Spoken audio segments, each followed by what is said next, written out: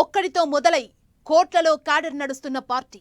ఒక్క ఎమ్మెల్యే ఎంపీతో మొదలై 151 మంది ఎమ్మెల్యేలు 22 మంది ఎంపీలతో నడుపుతున్న పార్టీ. ఈసారి అంతకు మించి 175కు 175 స్థానాలను ఖాతాలో వేసుకోవాలనే టార్గెట్తో ముందుకు వెళ్తున్న పార్టీ.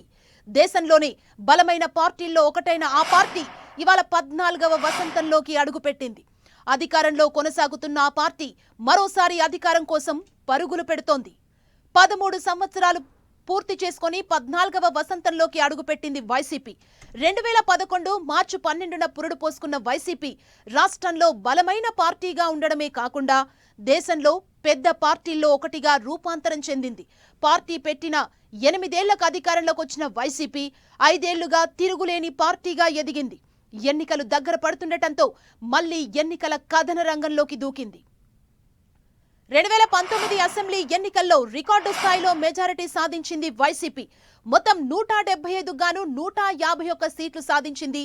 ఇక రానున్న ఎన్నికల్లో తమ రికార్డు తామే బద్దలు కొడతామంటూ ఎన్నికలకు సిద్ధమైంది. వై నాట్ 175 అంటూ టార్గెట్ పెట్టుకుంది వైసీపీ. అంతేకాకుండా గడిచిన 2 నెలలుగా సిద్ధం సభలతో పార్టీలో జోష్ మరింత పెరిగింది. పార్టీ క్యాడర్ను ఎన్నికలకు సిద్ధం చేసేందుకు రాష్ట్రంలో 4 రీజనల్ సభలు నిర్వహించి జోష్ ని మరింత పెంచింది వైసీపీ. ఇక పార్టీ ఆవిర్భావ దినోత్సవం సందర్భంగా ఎప్పటిలాగే పండుగ వాతావరణంలో జరపాలని నిర్ణయించింది అధిష్టానం.